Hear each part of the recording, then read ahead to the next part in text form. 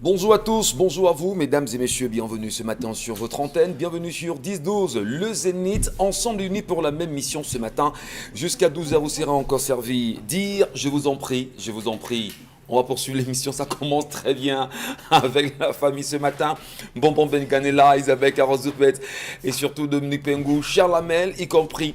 Nous sommes bien partis pour une belle aventure encore ce matin. Allez, qu'est-ce qui se passe au moment où nous vous parlons aujourd'hui à Genève? Des femmes de la diaspora ont choisi également se ramener devant l'hôtel intercontinental, se faire entendre par le président de la République qui serait de ce côté en séjour privé et elles ont choisi d'ailleurs de se dénuder. Qu'est-ce qui peut expliquer que des voix continuent de se lever de la sorte aujourd'hui? Mais comment amener les Camerounais à une belle entente, mais surtout amener le chef de l'État à adresser assurément un mot sympathique à l'endroit de ces Camerounais qui sont déterminés ce samedi à aller à sa rencontre? Comment comprendre cette préparation de manifestation? Comment comprendre en même temps le courroux des Camerounais qui ont choisi depuis quelques jours d'inonder la toile avec des messages un peu plus que compliqués, mais surtout décider de se faire entendre? La question sera forcément sujet au menu de cette édition. On parlera certainement d'une affaire qui est devenue un scandale du côté de Kribi aujourd'hui.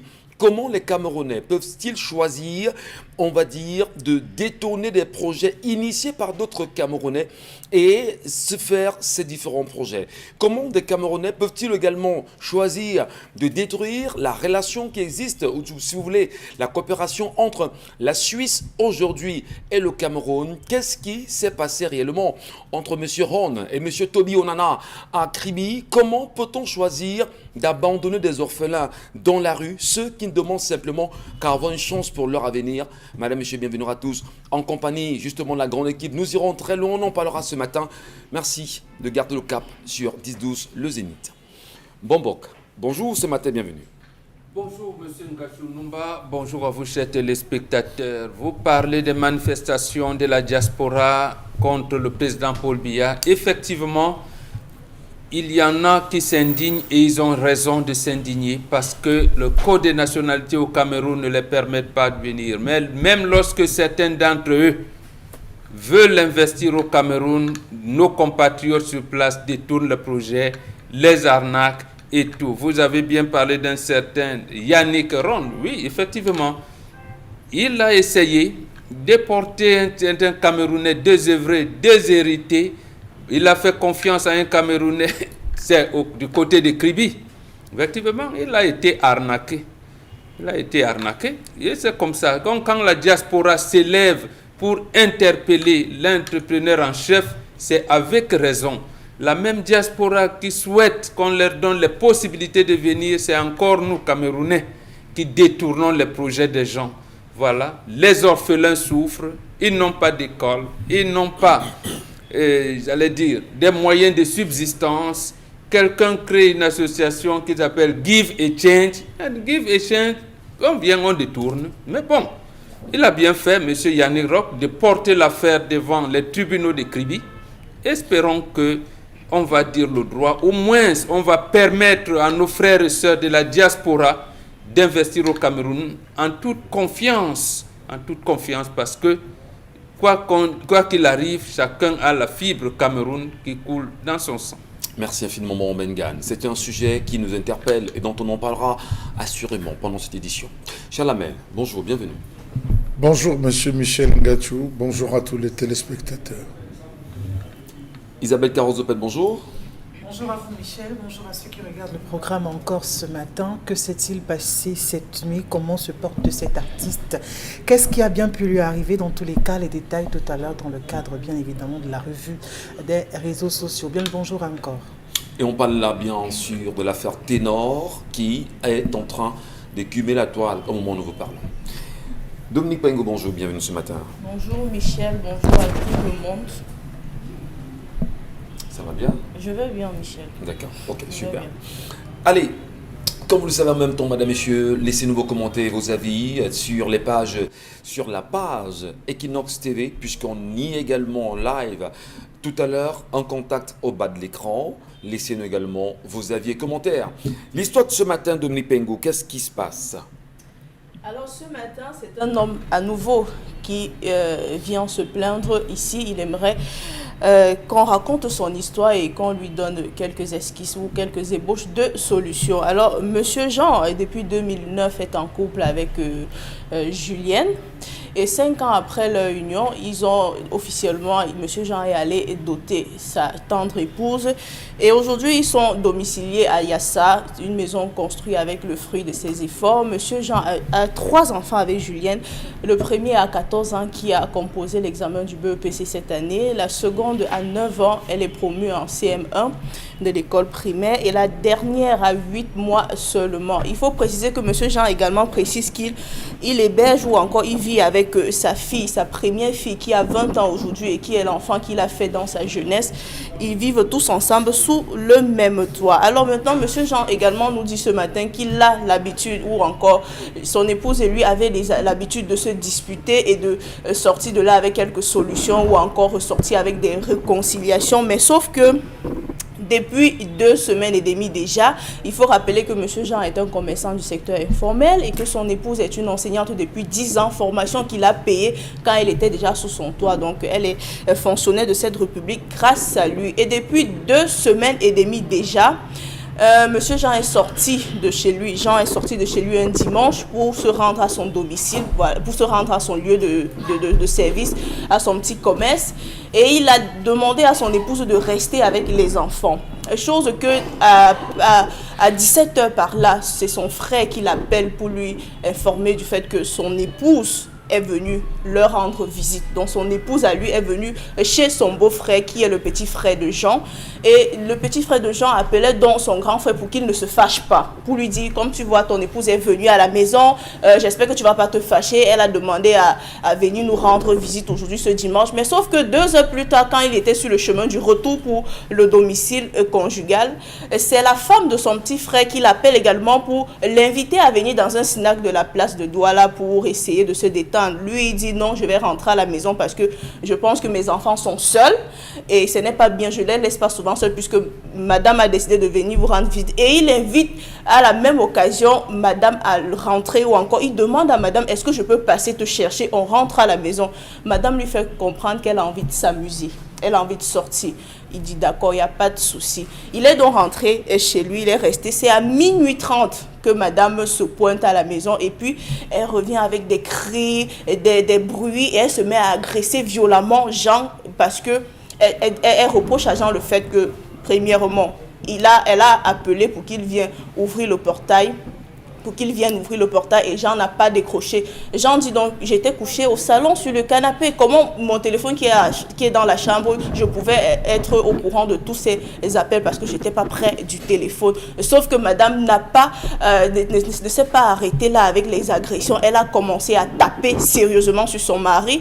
Les bruits ont donc réveillé tous les enfants de la maison. Jean dit n'avoir même pas régimbé. Il dit n'avoir même pas ouvert la bouche pour répondre à madame parce qu'il ne voulait pas servir un spectacle désagréable devant ses enfants. Il a donc quitté le domicile familial ce jour-là. Il allait se rendre chez un ami. Et puis il dit aujourd'hui que ça fait aujourd'hui 2 semaines et demie qu'il a quitté le domicile familial et qu'il est revenu là une fois pour pouvoir échanger ou encore pouvoir se réconcilier avec madame. Et madame lui reproche également le fait d'entretenir une relation extra-conjugale depuis 6 années avec une femme avec qui il est constamment au téléphone, il appelle sans arrêt et monsieur Jean dit n'avoir aucune relation extra-conjugale. Aujourd'hui, donc, il pose le problème à savoir comment il va faire pour rentrer chez lui. Est-ce que madame, réellement, elle n'a pas un autre problème que ce problème-là? Comment faire face à autant d'agressivité de la part de la fille avec qui il a fait plus de 18 années d'union? Monsieur Jean également demande si est-ce que le fait d'avoir enterré l'autorité, le fait que madame ait enterré son autorité au sein de sa propre maison ne lui donne pas le droit de pouvoir refaire un autre mariage parce qu'il est fatigué de ce mariage-là, il est fatigué de l'attitude de madame, il aimerait avoir les différents avis sur ce plateau. D'accord. Merci beaucoup Dominique Pengou. Et puis on prendra naturellement ses avis dans l'espoir que chacun puisse laisser son commentaire, son avis et des solutions à cette histoire proposée ce matin. Je commence avec vous, Isabelle Carole Zoupette, sur la question. Comment comprenez-vous l'histoire de ce matin? C'est dur, C'est tellement compliqué qu'on se demande où est-ce qu'on va, où en est-on. Écouter un monsieur dire que sa femme vraiment a levé la main sur lui, j'ai du mal à admettre, à comprendre. Je ne sais pas si c'est moi qui ai mal compris ou alors c'est justement ce qui s'est passé. Mais dans tous les cas, comment est-ce qu'on fait pour arriver à un tel niveau de violence dans un foyer? C'est-à-dire que quand ça ne va pas pour ma part, il y a des moyens pacifiques par lesquels on peut gérer une tension sans toutefois affecter le regard de ceux qui sont autour de nous. Quand on est dans un foyer, qu'on a des enfants, qu'on a des personnes qui vivent avec nous, qu'on a même des voisins, on ne vit plus pour soi. Le comportement, l'attitude qu'on a aussi, on tient compte de ceux qui sont aux alentours. Ça veut dire que vous pouvez par exemple mettre le volume à un niveau assez élevé parce que vous tenez compte de tous ceux qui sont autour de vous. Pire encore, levez le ton, levez la main sur votre époux, sur votre mari, sur le père de vos enfants. Moi, je crois qu'il y a des choses qui ne se font pas. Encore que c'est la dame qui est arrivée tard. Donc, si elle est arrivée tard, c'est à elle de dire pacifiquement, s'il vous plaît, ouvrez-moi le portail. Et puis, s'il ne l'a pas fait, ou alors qu'il décide de le faire, vous entrez simplement, vous prenez votre bain, vous cherchez un endroit et vous dormez. Moi, je dis, la vie est tellement belle pour la vivre triste. Il y a des choses sur lesquelles il ne faut pas s'agripper parce que vraiment, il faut protéger son cœur, protéger sa vie, protéger ses enfants qui sont là et qui ne demandent qu'à vivre. Parce que si vous n'êtes pas là aujourd'hui, dites-vous bien que cet homme aura forcément une autre femme et continuera à mener sa vie. Par contre, vos enfants seront en quête d'une maman et tout ce qui va avec. Maintenant, quitter le foyer, moi je crois que c'est aussi une sorte de lâcheté de la part de monsieur. Moi je le trouve assez lâche. Quand un homme estime qu'il est viril, je crois que la virilité d'un homme ne se résume pas seulement aux quatre coins de la chambre, des murs de la chambre ou encore sous une couette. La virilité d'un homme se retrouve également dans les sentiments, dans les actes qu'il peut poser. Donc je dis, quitter vraiment cette maison pour aller se réfugier chez un ami, c'est abandon de foyer à la limite. Pourquoi il arrive à faire ce genre de choses? Je ne pense pas. Ça veut dire que c'est une fuite en avant. Ou alors il se reproche des choses dont il n'a peut-être pas voulu évoquer avec Pengou. Donc moi, je pense que tout de suite, il retourne à la maison. Il retourne à la maison, il commence à en parler avec sa femme. Ils entament un dialogue. Ou alors même s'il y a la tension, qu'il essaie de gérer la tension étant à la maison. Quand c'est l'homme qui décide de plier bagage, c'est pour que la femme fasse quoi? Parce qu'on sait très bien que c'est la femme, quand elle est fâchée, généralement, qui dit « Ok, d'accord, je rentre chez mes parents et tout. » Mais quand c'est l'homme qui décide de rebrousser chemin, on se pose quand même pas mal de questions. Ça veut dire que son autorité vraiment est jetée quelque part. Il a mis ça sous le paillasson et tout. Je crois qu'il faut qu'il regagne confiance en lui-même. Qu'il regagne confiance en lui-même et qu'il essaye de mettre sa femme en confiance, qu'il essaye de discuter. Et je crois que pour une femme, porter main sur un homme, c'est une sorte de... Je ne vais pas utiliser l'expression. On dira c'est beaucoup de courage quand même, porter la main sur son homme, battre sur son homme. Vous dites très bien qu'il a choisi de quitter la maison.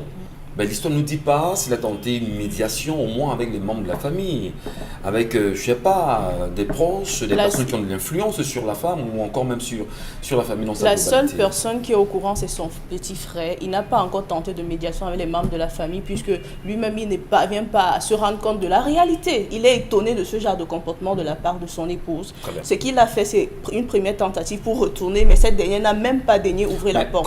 Comment peut-on expliquer que l'on ait sa maison, que l'on soit un homme, parce qu'on a un souci avec son épouse, ou qu'elle porte la main sur vous, parce qu'en même temps, ça ne veut pas dire que vous êtes faible en réalité, et que vous choisissez de fuir votre maison. C'est votre maison quand même. C'est sa maison. Si vous êtes en location, c'est vous qui la payez. Si elle est construite, c'est vous qui l'avez construite. Ils ne sont pas en location. Ils sont chez eux. Ils sont chez eux. Alors, tout porte à croire que la maison n'appartenait pas à l'homme. Qu'est-ce que vous en dites, vous, de Pengou, sur cette histoire ce matin? Pour avoir échangé avec Jean, la maison lui appartient parce qu'il a construit ça avant de payer la formation de son épouse. Donc maintenant, de deux, moi je pense ce matin que peut-être Jean se reproche de quelque chose.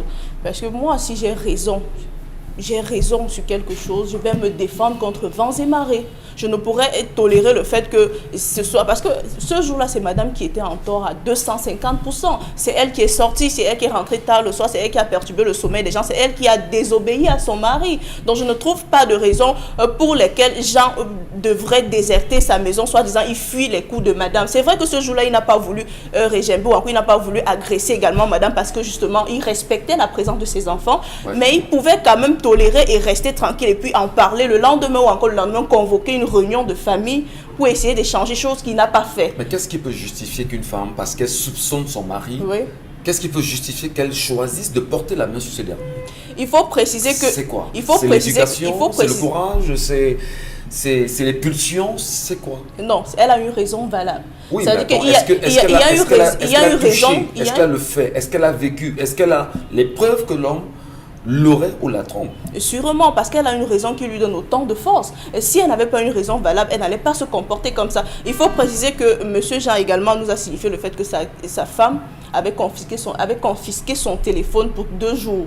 Et puis c'est à travers le téléphone qu'elle a pu échanger avec la soi-disant maîtresse et qui a convoqué naturellement une assise pour essayer d'échanger, éclairer la situation. Mais chose que cette dame n'a jamais honorée. Parce qu'elle a dit non, vous avez arrangé vos choses, vous avez tissé vos choses, moi je ne suis pas là, je ne viendrai pas suivre le cinéma que toi et ta maîtresse, et toi vous avez déjà fondé en amont. Donc je pense que monsieur Jean se reproche de quelque chose ce matin et il devrait nous le dire clairement. Parce que j'ai posé la question, est-ce que vous n'avez pas une relation extra-conjugale? Est-ce que madame n'a pas suffisamment de preuves? Est-ce qu'il n'y a pas, si vous dites, est-ce que vous n'avez pas une relation extra-conjugale, est-ce que vous ne vous validez pas, que vous reprochez quelque chose encore peut-être? Voilà. Donc, fondamentalement, votre point de vue de femme, qu'est-ce qu'on peut faire pour réparer cette situation? Comment le ramener lui à la maison? Aucun homme n'aimerait voir son autorité biaisée. Aucun homme n'aimerait se faire taper par son épouse. Déjà, le raconter à les membres de sa famille, c'est recevoir des grosses railleries et des moqueries. Parce que la première chose, Michel, si vous allez dire à votre ami que ma femme m'a bastonné hier, on va d'abord vous rire avant de vous donner des solutions. Donc, je pense que ce matin, Jean doit se questionner. Il doit prendre celui de convoquer une réunion familiale pour essayer de comprendre son épouse. Pourquoi elle a réagi de la sorte? Parce qu'elle n'a pas encore, elle ne sait pas encore prononcer de façon claire et nette. Il ne sait pas encore quel est le problème qui la chagrine à ce point, au point d'agir de cette façon. Voilà. Oui. Bonbon Bengan, vous y comprenez grand chose ce matin à cette histoire? Je ne comprends rien. Je veux voir à gauche, à droite, en haut, en bas, j'ai cherché, je ne comprends rien. On disait souvent qu'il est difficile de naître avec une génération et de vieillir dans une autre génération. Absolument. Vraiment, je suis perdu. Mais fondamentalement... Je suis perdu. Que ma femme est dehors. Et c'est moi qui viens ouvrir. Vraiment. Et elle vient sous. Je viens ouvrir. Ce monde-là n'existe pas. Ce monde-là n'existe pas. Non, ça n'existe pas. Ou c'est Jupiter. Non, c'est peut-être, voilà. C'est Jupiter, même le monde terrestre ici. Non, ça. Elle me tape, je fuis. Non. Chez vous, en plus. Voilà, je suis chez moi, elle tape sur moi, je fuis. 2 semaines dehors. Ça a commencé comment? Elle confisque le téléphone. Ça a commencé comment? Est-ce qu'on va pas dire quand même qu'il y a des femmes tellement autoritaires à un moment donné qui parviennent à avoir le dessus sur leur mari au point de pousser ces derniers également à fuir la maison? Il y a quand même des cas comme ça. On ne fait pas 2 mois ensemble. Tu mets l'ongle là pourquoi? On ne fait pas 2 mois ensemble. Je sens que mon autorité, tu as plus de biceps que moi, on se sépare. On ne continue plus. Même si on avait toqué la porte, j'abandonne tout. On finit. Tu vas encore faire quoi? Mais est-ce que vous ne comprenez pas qu'il y a des hommes qui... On a eu des soucis comme ça, qui vous disent on aime bien les femmes. C'est pas des hommes, c'est des omelettes. C'est des omelettes, c'est pas des hommes. C'est pas des hommes. Même en France, vous allez voir au mois de novembre, là, et même ils sortent des statistiques. Le nombre de femmes battues en France, il y en a même qui décèdent. Quand Covid a commencé, là, début 2020, vous avez ils ne pouvaient même pas être ensemble. Ils s'est tapé tous les jours. Donc, vous pouvez dire, c'est pas seulement bantou, hein. Ça c'est humain. C'est humain. Maintenant, vous pouvez tolérer les écarts de votre femme. Un moment, elle les a tolérés. Bon, vous venez parce que l'heure est tardive, les enfants dorment, vous dites, la femme là, bon d'accord, on peut l'agresser, voilà. Venez vous ouvrir. Mais vous entrez, vous bavardez. Mais vous n'entrez même pas, je vous laisse là à la cour. Vous n'entrez pas dans ma maison, vous n'entrez pas. C'est quand même votre épouse, mon Benga. Oui, mais quand même, c'est votre femme. Oui, elle a bénéficié de la faveur que j'ai ouverte. Mais c'est l'homme qui ferme la porte, M. Ngatou Numba. Absolument. C'est l'homme qui ferme. C'est l'homme, ça commence par la sécurité de la maison. C'est l'homme qui ferme. Même si les enfants ont fermé peut-être l'été dans la chambre et tout, il ressort pour voir si c'est vraiment fermé partout. Que la femme vient te chasse. Et en plus soupçonne que tu as une petite... Attends, c'est interdit à un homme d'avoir plusieurs femmes. Même si vous êtes marié sous le régime monogamique, pour bien dormir, il faut avoir au moins 2. L'homme ne dort jamais dehors. On dit là, une femme dehors. Là, dehors, oui, dehors. On dort toujours. L'homme fait quoi dehors? Il travaille dehors? Il va là dehors, c'est où? On est toujours dans une maison, il y a des habits, on aménage. Votre expression là, il y a une femme dehors, là, une femme dehors. Dehors, c'est où? C'est là, la cour, là, ça. Là, alors, dans ces cas, qu'est-ce qu'on apporte très souvent comme solution, Bonbon? Qu'est-ce que vous dites ce matin? Mais d'abord, pour cet homme, comme il a déjà failli, il devrait chercher un appui, simplement. Un appui au niveau de la famille. Mais la femme a déjà pris possession de la maison. Appui au niveau de la famille, justement, pour peut-être réintégrer la maison. Et, non, ça me dépasse. C'est compliqué. Ça me dépasse. Alors, Charamel, demandez ça le me divorce, dépasse. c'est l'idéal? Non, ou bien, peut-être changer le régime, ça me dépasse. le régime matrimonial et s'y réengager pour une nouvelle aventure. Qu'est-ce qu'on dit dans ce cas-là? Qu'est-ce qu'il faut pour cet homme pour qu'il puisse au moins retrouver son autorité d'homme, puisque c'est le problème qu'il pose ce matin fondamentalement? Monsieur Michel Ngachou, quand vous êtes déjà sorti, il ne faut plus rentrer. Pour qui? Pour l'homme? Quand vous êtes déjà sorti, vous ne rentrez plus. Mais vous êtes sérieux là? Je dis sorti. Je ne me cache pas, monsieur Michel Ngachou. Vous sortez de votre maison? J'ai dit, je ne me cache pas. Le jour que je sors, je ne reviens plus. Même si tu as l'or, je ne reviens plus. Comme je suis parti là, je suis. Pour ça, j'ai le cœur. Hein. J'ai le cœur de ça. J'ai dit que je sors, je ne reviens plus. Je t'abandonne. C'est pas trop de caprice là? Mais quel caprice? C'est là où j'aurai mon autorité. Absolument. Tu iras où tu vas dire que yes, j'ai vu quelqu'un, il est sorti. Vrai. Il m'a montré le doudou en plein jour. C'est ça.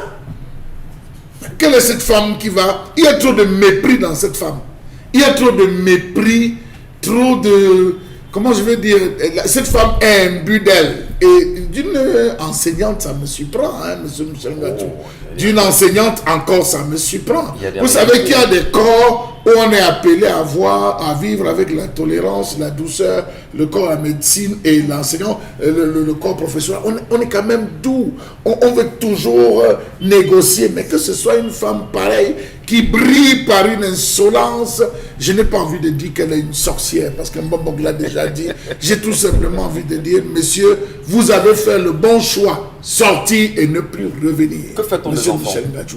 Pardon? Que doit-il faire des enfants? Monsieur Michel Ngachou, c'est des équations qu'on ne pose pas. Ben, la question C'est des est posée. questions qu'on ne pose pas. Il Les abandonne. enfants, est-ce qu'ils dorment dehors? Non. Les enfants ne dorment pas dehors. Ils sont chez moi. Ils sont chez moi. Je t'ai abandonné avec tout. Puisque tu peux et tu as réussi à poser les actes, assume.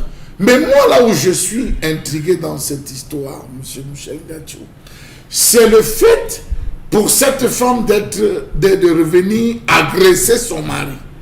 Après deux faits. Le premier fait, c'est qu'elle a passé la soirée avec le petit frère. Qu'est-ce que le petit frère a dit à sa femme? Qu'est-ce que vous avez des petits frères ou des frères qui bavardent trop? J'ai dit bavardent trop, monsieur Michel Ngachou. Donc voilà un petit frère qui allait là dire que ah maman, laisse-moi aussi, je vais te dire. Si tu veux, tu demandes à Pulché. Pulché va te confirmer. Quand nous on a déjà parlé entre grand frère là jusqu'à on ne comprend pas. Qui derrière la mère là? Qui derrière la mère là? Elle écoute. Vous voyez, elle lui dit, il dit je viens te chercher. Elle dit je vais danser. Je veux me détendre. Vous ne savez pas ce qui s'est passé, ce qu'on a raconté, ce qu'on on a dit, les frères ont raconté à cette femme. Parce que remarquez que c'est de là qu'elle rentre furieuse.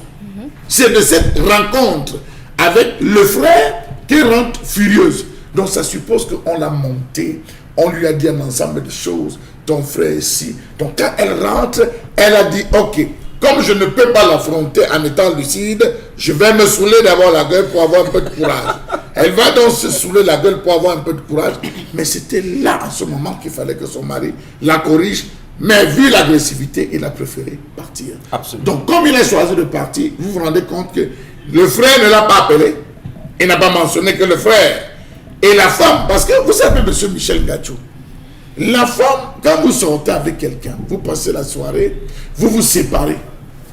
Il est important que lorsque la personne rentre, vous appelez au moins pour dire est-ce qu'elle est bien rentrée, est-ce qu'elle est arrivée. À aucun moment, on ne nous signale ici qu'il y a eu des appels entre la femme entre, regarde, mon frère, c'est ton propre orteil qui pèse ton pied. Alors, pour sortir bonbon, il y a ce conseil très souvent développé et évoqué sur ce plateau. Lorsqu'on entre dans le mariage, il faut fermer ses oreilles et ne jamais rien voir. C'est ce qu'il faut garder comme conseil pour les mariés, ceux qui nous regardent ce matin? Non, ici ça ne peut pas tenir. Ça peut Puisque pas, c'est c'est le le frère du mari. C'est le frère. On ne peut pas, c'est eux qui t'ont épousé. Et malheureusement, on se rend Mais compte la que... femme, même si le frère lui a dit, ne peut pas se taire. Non, on ne peut pas, c'est son mari. En fait, c'est son mari qui lui parle. Il lui dit, il condamne son grand frère en lui disant, mais on ne sait pas si la femme là lui a fait le tovassi, s'il lui a fait de quoi. Vraiment, on a déjà parlé sur cette affaire, on ne comprend pas. Donc, ma femme, fais seulement ce que tu peux. Nous-mêmes, ça nous a dépassé. Voilà. Non, la femme doit justement se référer auprès de la famille de l'homme. Autant que l'homme, c'est comme ça. Non, pour ça, la femme a un bon comportement. Elle soupçonne son mari va auprès de frère de son mari. Non, là, il n'y a pas de... Elle n'a pas mal agi. Voilà Maintenant, le retour, la réponse de son mari, le petit frère de son mari, c'est ça qui envenime la situation. Et là, l'homme se rend donc compte qu'en fait, je n'ai pas de devant, je n'ai pas de derrière. Donc, mieux Donc, on me tape même devant mes enfants et ma femme vient d'avoir une rencontre avec mon petit frère. Bon, bêta, je parle, mais bon. Est-ce que la question du mariage ici se poserait rapidement pour cet homme, Isabelle Carole? Oui, il aurait dû. Comment vous pouvez rester avec une femme? Bon, attendez, il faut quoi? La polygamie pour lui, c'est ça? D'abord, pourquoi cette femme-là ne devait pas faire 2 mois avec cet homme? Très bien. Il ne faut jamais admettre ça, vous les hommes qui nous regardez. Quand tu vas, voilà la saison des prunes. Si une femme fait 5 prunes, brûle 5 prunes, là, elle mange 3, vous donne 2, chassez la femme. Voilà. Dites-vous que vous ne pouvez pas. Donc, oui, il ne faut pas attendre que ça arrive. Isabelle Carole, est-ce que repenser à notre mariage pour l'homme, c'est l'idéal pour se refaire? Ça peut marcher pour lui?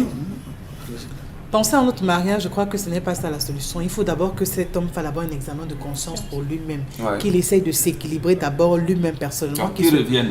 Non, pas qu'il revienne, mais que lui-même se remette en question. C'est ça s'il est parti, ça veut dire qu'il se reprochait de quelque chose de gravissime. Oh, parce que vraiment, arriver à un stade où votre femme porte main sur vous, mais ça veut dire que vous avez touché le fond. Vraiment, je veux comprendre, mais je n'arrive pas à comprendre. Attendez, vous savez qu'il y a les sacs de fourmis maniant qu'on portait là dehors. Non, mais quand même. Une femme vous montre que à partir de maintenant. Oui, mais c'est pas le jour où vous l'avez rencontrée, c'est pas le même jour qu'elle est venue vraiment dans votre maison. Je veux dire qu'il y a quand même eu... Peut-être le jeu était bien caché aussi. Oui, peut-être que le jeu était bien caché, mais il y a quand même eu un espace. Je veux dire que c'est pas le même soir qu'elle est venue commencer à habiter avec vous. Vous avez eu le temps de la voir, de la connaître un tout petit peu avant de décider qu'elle entre officiellement dans votre vie. Donc maintenant, si les choses se passent de la sorte, je crois que monsieur a quand même sa part de responsabilité là-dedans. Mais dans tous les cas, toujours est-il que partir du foyer n'est pas la solution comme il l'a fait. Parce que c'est pas l'homme qui fait ce genre de choses. Un homme qui parle du foyer. Pour sortir Chalabé. Oui, je sors. C'est une phrase. Monsieur Michel Ngachou, tant que vous ne mettez pas dans la tête de vos épouses qu'elles ne sont pas seules. Elles ne sont pas seules, monsieur Michel Ngachou. La polygamie est bien.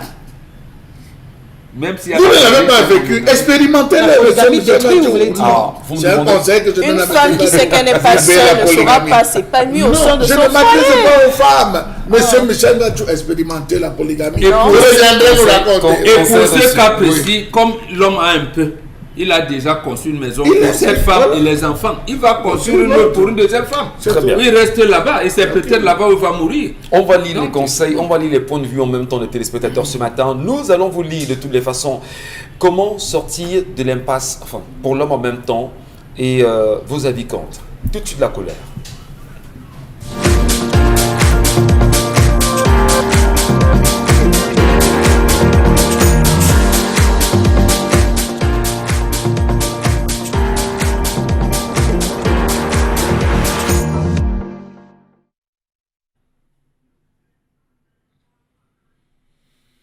Je m'interroge ce jour sur la question du détournement des fonds, 117 milliards notamment, dans le cadre d'un projet, le projet Enable Youth Cameroun, qui a détourné les 117 milliards mis à disposition pour la réussite de ce projet?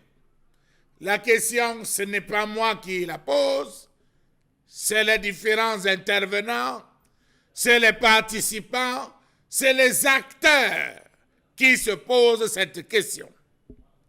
Précisons que le programme Enable Youth Cameroun a été mis en œuvre en tant que composante 3 du projet de développement des chaînes de valeur agricole, financé grâce à un prêt non concessionnel de la Banque africaine de développement à la République du Cameroun.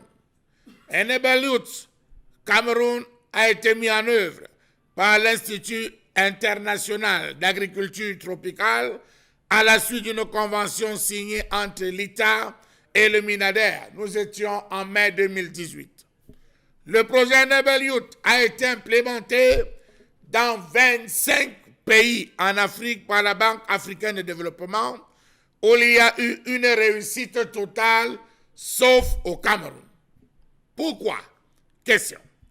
D'ailleurs, précisons que le Cameroun a reçu en première partie 75 milliards de francs CFA. Que sont donc devenus les 512 jeunes stagiaires agripreneurs de minimum Bac plus 2 qui ont été retenus dans ce programme? Comment comprendre que les termes de la convention n'ont pas été respectés par la partie camerounaise? Savez-vous que le financement de la Banque africaine de développement stipulait que ces potentiels entrepreneurs dans le domaine de l'agriculture devaient être logés, nourris, avoir un pécule de 25 000 francs CFA chaque fin de mois. Et à la fin du programme, devraient avoir le business plan ou les business plans bancables qui seront financés à hauteur maximale de 50 millions de francs CFA. Ça, c'était le projet initial. C'est la raison pour laquelle la Banque africaine de développement s'était lancée pour le cas du Cameroun avec ce projet et avait mis à disposition les fonds nécessaires. Je tiens à vous préciser que tous ceux des jeunes qui ont travaillé dans ce programme n'ont jamais reçu cette bourse de 25 000 francs CFA qu'ils devaient percevoir le mois et encore moins le financement des projets. Comment comprendre qu'après avoir été répartis dans 14 centres d'incubation, ils n'ont pas tous démarré à la même date la formation? La Banque africaine de développement a cherché à comprendre. On lui a dit, vous ne pouvez pas comprendre parce qu'il fallait qu'on commence par la réhabilitation. Il fallait réhabiliter les différents centres, louer le terrain, rebâtir, réhabiliter, rééquiper en termes de logistique afin d'accueillir. D'où provenaient ces fonds? Eh bien, de l'argent qui avait été mis à disposition. Comment comprendre le décalage ayant précédé la formation? Le premier centre a démarré en février 2019, le dernier a démarré en juillet. Ensemble d'incongruités qui ont encore énervé la Banque africaine de développement parce qu'elle se rendait compte que l'argent a été ponctionné sans toutefois être utilisé pour ce pourquoi il avait été décaissé. Comment comprendre toutes ces promesses faites lors du lancement de ce programme qui se sont envolées comme des cendres? Zéro bourse mensuelle, aucun business plan monté n'a été financé comme il était prévu à hauteur maximale de 50 millions pour mettre sur pied des entreprises dans le secteur de l'agroalimentaire. Lorsqu'on s'est rendu compte que la pression de la Banque africaine de développement montait, on a présenté une cuvée. Bravo! Là encore, le Cameroun a fait fort. On a présenté une cuvée de récipiendaires en disant, les voici, ils sont en fin de formation. Pourtant, ces enfants n'avaient jamais, mais alors jamais suivi la moindre formation. Voilà donc, jusqu'à ce jour, le gouvernement reste silencieux sur ce projet avec les jeunes qui ont fait plusieurs tours au Minader, histoire de savoir pourquoi est-ce qu'on les a abandonnés. Voilà donc des jeunes hommes et femmes qui ont été abandonnés par le gouvernement après leur formation, réclamant entre autres leur per diem et le financement de 50 millions avec des projets bien montés, bien ficelés, déposés et qui n'attendaient que des fonds. Comment comprendre que les étudiants sont retournés chez eux. Après près d'un an passé en incubation, après avoir abandonné leur petit boulot, on a fait abandonner la majeure partie des apprenants, l'ensemble de leurs travaux. Il y avait des coiffeurs. On a eu des gens qui avaient des petits commerces dans les marchés, qui ont senti ce business porteur, cette formation porteuse. Ils ont démissionné pour aller subir leur formation. À la fin, ils ont monté des projets, mais rien, hélas, jusqu'à ce jour. Enable Youth, annoncé comme booster de développement, a ruiné non seulement le business, mais aussi des vies. Savez-vous que plusieurs jeunes ont dû démissionner de leur poste, laisser tomber des projets et la production pour retourner à l'école, avec la certitude que le financement de la Banque africaine de développement allait véritablement tomber. Aujourd'hui, cet argent se balade dans des poches. Aujourd'hui, on ne pense même pas à ces jeunes, 512 jeunes qui ont été répartis dans 14 centres d'incubation sur le territoire national. Ils ont tout abandonné, ils sont allés se former, ils sont ressortis, mais hélas, aucun projet. On apprend que certains élus du peuple qui étaient mêlés dans ce projet ont plutôt récupéré cet argent, sont allés créer des plantations pour recruter ces individus qui devaient y travailler. Au final, le sentiment qui se dégage en entendant encore l'affaire concernant Enable Youth au Cameroun, c'est qu'on a le sentiment que des gens chercheraient toujours tous les moyens nécessaires pour se faire de l'argent et se gaver, on va dire, de l'argent du contribuable. Comment expliquer qu'aujourd'hui au Cameroun, tout ce qui est supposé être financé, c'est le cas aujourd'hui avec la Banque africaine de développement, qu'on ait le sentiment en permanence que des gens pensent des projets pour estorquer, pour voler de l'argent. Qu'est-ce qui explique ce comportement? Mais avant de comprendre fondamentalement où nous y allons, le projet Enable Youth a quand même une base. Dominique Pengou, comment vous comprenez ce problème, cette colère exprimée ce matin par Charlemagne Batchou? Ce n'est qu'une succession de dénonciations, des détournements, puisque le projet Enable Youth Cameroun, comme vous l'avez bien dit, avait d'abord un objectif, c'était de rassembler autant possible la jeunesse camerounaise pour pouvoir investir dans des projets et qui vont aller dans le sens en majorité de l'agriculture d'abord déjà. Maintenant, quand on regarde la présentation des critères de sélection de ces jeunes ou encore des critères d'éligibilité, on se rend compte qu'il y a des critères qui éloignent bon nombre de jeunes. Il y a des critères qui éloignent bon nombre de jeunes. Par exemple, rien que celui d'avoir un bac plus 2 minimum qui vous permet d'être éligible ou encore qui vous permet de pouvoir proposer votre projet pour un projet qui est censé être utilisé pour le développement agricole du pays. Est-ce qu'il faut absolument avoir un bac plus 2 pour pouvoir être éligible ou encore pour pouvoir être un potentiel futur agri-businessman? Ça, c'est une question qu'il faut se poser. Maintenant, lorsque on s'est rendu compte, parce que le projet a été initié en 2018, il y a eu un regroupement de 512 premiers jeunes, la première vague. Lorsqu'on s'est rendu compte, parce que ces jeunes-là ont dû faire plusieurs sittings devant le ministère de l'Agriculture et du Développement rural pour essayer de comprendre le pourquoi, après 12 mois passés, c'est-à-dire un an plein de formation, ils n'ont pas été subventionnés avec des bourses de 25 000 francs qui étaient proposées chaque fin du mois dans les clauses. Ils n'ont jamais reçu cela et encore moins, ils n'ont jamais eu vent de ce que leur projet a été sélectionné pour être financé à hauteur de 50 millions de francs de francs CFA maximum. Maintenant, après la tentative là, il y a eu une deuxième organisation encore de 500 autres 12 jeunes qui ont été présélectionnés, voilà, pour pouvoir cafouer les réclamations de la première vague.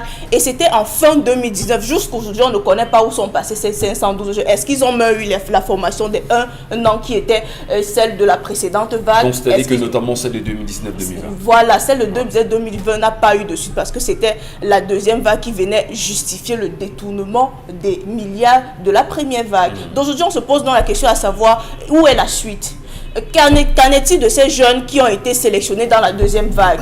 Pourquoi le projet n'a pas été implémenté? Le ministère de l'Agriculture et du Développement rural est où? Pourquoi il ne se prononce pas? Alors, la Banque mondiale a versé tout son quota financier. Oui, la Banque mondiale la Banque africaine de développement a décaissé de l'argent pour cela. Mais un projet 117 milliards. 117 milliards. Au départ, il y avait 75 milliards de francs CFA qui ont été versés comme avance et puis le reste après. Tout a été versé. C'est allé où? À qui allons-nous demander des comptes aujourd'hui? Ça ne ressemble pas au plan triennal spécial jeune, là, Isabelle Carole-Zoupet. On veut bien comprendre. C'est de l'argent qu'on investit. Et c'est de l'argent qu'on met à la disposition d'un pays pour relever le niveau de l'agriculture et permettre aux jeunes qui ont des projets dans le domaine de pouvoir exercer et financer au maximum à 50 millions de francs CFA. Avez-vous entendu parler aujourd'hui des revenus de cette histoire concernant Enable Youth au Cameroun, Isabelle Carole-Zoupet? Je crois que c'est le chef de l'État lui-même qui, dans un de ses discours, disait à la jeunesse de retourner à la terre. Et que la terre ne trompait pas. C'est le numéro 1 du pays qui le disait et qui s'adressait justement à ces jeunes. Alors comment comprendre aujourd'hui que ces jeunes qui sont appelés à s'investir dans de tels projets se retrouvent aujourd'hui à mi-chemin, c'est-à-dire que déboussolés? On a une formation, on a ce qu'il faut, on se souvient encore des parchemins qui avaient été remis à la première vague de stagiaires qui avaient participé. Vous remettez ces parchemins, c'est pour faire quoi? C'est pour décorer des maisons? Je ne pense pas. Je crois que quand on reçoit un parchemin, c'est pour pouvoir justement s'affirmer et pouvoir faire valoir les compétences acquises jusqu'ici. Mais maintenant, on ne fait qu'aller de détournement en détournement et se questionner sur l'origine ou encore désormais où se retrouvent tous ces fonds qui ont été alloués justement par cette Banque africaine de développement. Finalement, est-ce que le Cameroun mérite encore de bénéficier des aides venant des banques ou encore des multinationales? Est-ce qu'on mérite encore le faire? L'argent des fonds Covid, vous prenez sur vous de distraire ça. Même si vous ne proposez rien en échange, au moins ce qu'on vous donne, utilisez cela à bon escient. Qu'est-ce que ces jeunes vont faire aujourd'hui? Vous parlez de plus de 1000 jeunes, qu'est-ce qu'ils vont faire? 1024. Se retrouver dans le secteur, je ne sais pas quoi, en train de vendre quoi, l'arachide, le piment, la tomate au quartier? Je ne pense pas. Je crois qu'il y a tellement d'espace. C'est-à-dire que si on se décide de se lancer dans cette agriculture aujourd'hui et qu'on accompagne ces jeunes, je crois que chacun de pourra sérieusement gagner sa vie sans rien envier à l'autre, sans avoir besoin peut-être de prendre la route, sans avoir besoin de dire que non, ok, je ferai tout pour aller de l'autre côté. Est-ce que ce n'est pas la preuve là justement que l'État fait tout, le gouvernement mis en place, avec la mauvaise gestion ou la mauvaise utilisation de ces fonds alloués par la Banque africaine de développement? N'est-ce pas la preuve que le gouvernement fait tout pour envoyer les jeunes dans la rue, pour envoyer les jeunes justement, c'est-à-dire éloigner les jeunes des problèmes essentiels de la société du Cameroun? Je crois que c'est pas... Quand on dit c'est la faute peut-être du gouvernement, peut-être c'est trop... Notamment le ministère de l'Agriculture. Non, je crois que la faute est celle du président de la République. Et ça, il faut le dire. Vraiment, qu'on arrête de taper sur ces différents ministères. Parlons directement au président de la République. C'est à lui qui incombe cette lourde responsabilité de pouvoir faire le bilan, de pouvoir sanctionner quand il se doit, de pouvoir réagir, de pouvoir vraiment à tout moment pouvoir dire ok d'accord, telle personne est sanctionnée parce que dans son département ministériel, il y a 1000 jeunes qui se plaignent d'être aujourd'hui dans la rue, pourtant ayant reçu une formation. Pourtant, il y a eu des fonds qui sont alloués, mais ces personnes n'ont rien fait. Je crois que si se comporte de la sorte, on aurait de moins en moins des personnes qui sont en train d'être délaissées. Pire encore, quand on parle de la jeunesse. On a parlé ici, il y a quelques jours encore, de l'ambassade du Cameroun au Maroc. Qu'est-ce qu'on a fait? Qu'est-ce qu'on a dit? Rien du tout. Ok, d'accord, on s'adressera encore à un ministère? Je ne pense pas. Ou même d'avoir passé le conseil des ministres qui permettait bien sûr de pouvoir lever le voile sur ce genre de questions et de traiter ce genre de sujets. Faire des évaluations quand même. Donc, vraiment, c'est au président de la République qu'il faut s'adresser. Bon, Bengan, le chef de l'État est-il complice de ce qui se passe avec ce projet Enable Youth aujourd'hui? Oui. Je dis oui. Je dis encore oui. Il est complice. C'est lui le principal responsable. Je ne dis pas qu'il est coupable, mais c'est le principal responsable. Vous savez, je pense que c'est sa note de conjoncture de juin 2018. La Caisse autonome d'amortissement avait relevé que le Cameroun, d'abord, qu'elle a l'argent, mais qu'elle ne donnera pas au Cameroun. Il y a beaucoup d'argent, elle ne donne pas. Pourquoi? Parce que les projets n'arrivent jamais à terre. On vous dit, voilà un projet pour 6 mois, un projet pour 1 an. ça va faire 10 ans. Et ça ne sera jamais fini. Et alors pourquoi? Et ces projets sont mal ficelés. Bon, eux, les agents de la Caisse autonome d'amortissement utilisent le langage administratif mal ficelé. Mais en fait, si on faisait les enquêtes, on se serait rendu compte que ces projets sont montés pour que l'argent soit détourné. De toutes les manières, c'est l'État du Cameroun qui s'endette et c'est l'État du Cameroun qui va rembourser la dette. Donc ici, il s'agit d'une banque, la Banque africaine de développement. Donc, et on sait ça. Ceux qui montent le projet, ces agents de l'État qui montent ce projet, le but c'est de détourner. Pourquoi je le dis? Parce qu'en fait, il existe au moins 4 écoles au Cameroun en charge de l'agriculture qui connaissent déjà. Plus, je pense, 2 lycées à vocation agricole. Oui. Il y en a un à Yabassi, dont les premiers bacheliers sont sortis l'année dernière, on n'entend plus parler. Il y a l'école de Dibombari, il y en a une à Balmayo. Il y a l'INSEAD de Ngaoundéré, et il y a l'université de Tchang, notamment la faculté qui forme des ingénieurs agronomes. C'est connu. Et il y avait une corrélation avec ces structures de formation. On savait bien qu'on formait les agriculteurs, les techniciens ici, on formait les techniciens supérieurs là-bas, on formait des ingénieurs ici, on formait celles, on formait telles. Donc l'État pouvait bien, si on était dans un pays sérieux, pouvait bien prendre l'engagement avec la Banque africaine de développement de réhabiliter ces écoles, de les rendre publiques, de telle manière que on ne vient pas dire bon, reste à 10, voilà les gens vraiment, on va à Sakbaïmi, va dire ceci. Non, c'est pas comme ça que ça se fait. On réhabilite ces écoles, on augmente les capacités d'accueil, c'est-à-dire qu'en créant d'autres amphithéâtres, d'autres laboratoires, ainsi de suite, ainsi de suite. Donc, et même ce qu'on appelle manioc de 3e génération ou le germage des plantains, des plantains, voilà, des boutures de plantains, on les fait dans ces écoles appropriées, encadrées par l'IRAD. Mais comment? Là, il y aurait traçabilité. Comment l'État est au courant d'un projet comme celui-là? On fait recruter des enfants à qui on leur promet 50 millions ou plus pour le financement. L'argent arrive, aucune de ces personnes, aucun formé, n'est au courant réellement des destinations qu'aurait pris cet argent. Mais c'est précisément Est-ce parce qu'on va dire que les détournements, c'est une habitude camerounaise aujourd'hui? C'est devenu normal pour le commun des Camerounais, Bonbon Bengan. C'est devenu la règle. C'est même inscrit dans le chronogramme, dans les lois non écrites. Les lois écrites condamnent le détournement, mais des lois non écrites autorisent le détournement. C'est comme ça, c'est parce que les pratiques sont dans le détournement. Donc nous sommes dans un pays qui sécrète le détournement, la corruption, qui sécrète et entretient cela.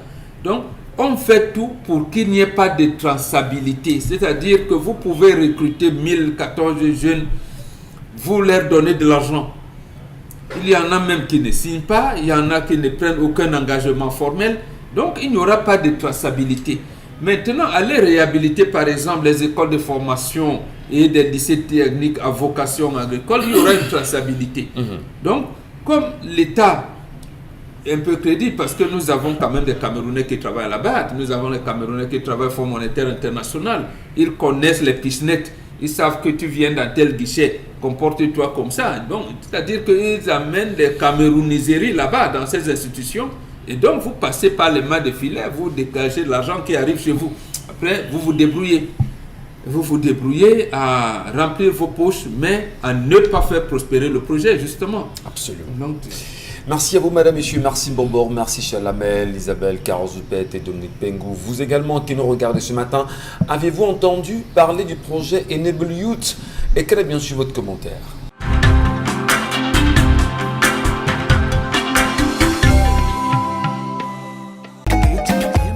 bienvenue. Si à l'instant vous vous joignez à nous sur Equinox Télévision, c'est bien sûr 10-12 le Zénith qui se poursuit avec la grande famille. Nous tentons tant bien que mal chaque jour de ramener ici sur le plateau des sujets qui sont proches et propres au Cameroun, mais surtout la vision que chaque Camerounais devrait porter sur l'avenir du pays aujourd'hui et demain.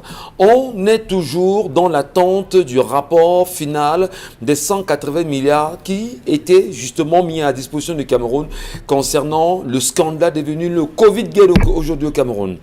Qui est aujourd'hui derrière cette histoire et qui ne voudrait pas que le rapport soit mis à disposition des Camerounais? On le disait encore, des personnes tapées dans l'ombre au Cameroun estiment que mettre ce rapport pourrait mettre en mal les relations entre les différents ministères du Cameroun et le peuple camerounais lui-même et peut créer justement une brouille.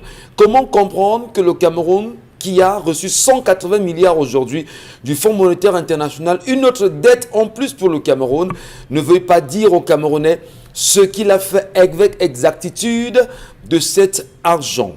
Et au-delà de cette question, lundi, sur cette antenne, nous montrions d'ailleurs les images de la prison centrale de Nebel ici à Douala, dans des conditions inacceptables, les prisonniers qui y dorment, mais surtout les frères de la marche du 22 septembre 2020 qui sont encore en saison pluvieuse. C'est extrêmement grave. Après avoir justement présenté ces images ici, des révélations nous font savoir qu'il y a eu une fouille systématique de la prison centrale de Douala-Nebel et on le dit, de nouveaux bâtiments sont en construction et ces prisonniers ne demandent simplement qu'à y retourner et vivre aisément en attendant justement l'évolution des différents procès.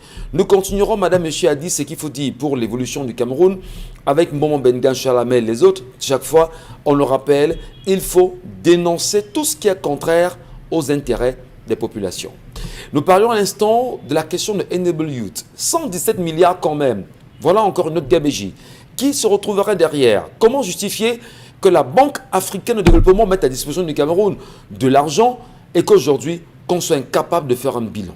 Charles Hamel, peut-on dire que la justice camerounaise, avec respect, refuserait de faire son travail?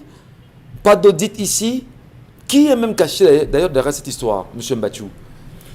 Pour essayer de comprendre ce projet, il faut remonter au projet PID, M. Michel Ngachou, pour vous rendre compte que dans ce pays, vous vivez avec des gens qui n'ont qu'un seul objectif, se remplir les poches, se faire les poches. Tant pis si le Cameroun veut ça coule, tant pis si ça brûle au Cameroun, ce n'est pas leur affaire. Le plus important, c'est qu'ils aient, on va le dire comme ça, des biens. Parcourez la ville de Yaoundé. Vous allez vous rendre compte, M. Michel Ngachou, que la majeure partie des personnes qui ont des plus belles maisons, ça je vais vous le dire, c'est aussi une révélation, c'est des personnes du ministère de l'Agriculture. Le ministère de l'Agriculture, parce qu'il y a tellement de projets dans le secteur de l'agriculture, au niveau du Minader, ils se bâtissent, ils se construisent des maisons terribles, parce que l'argent coule.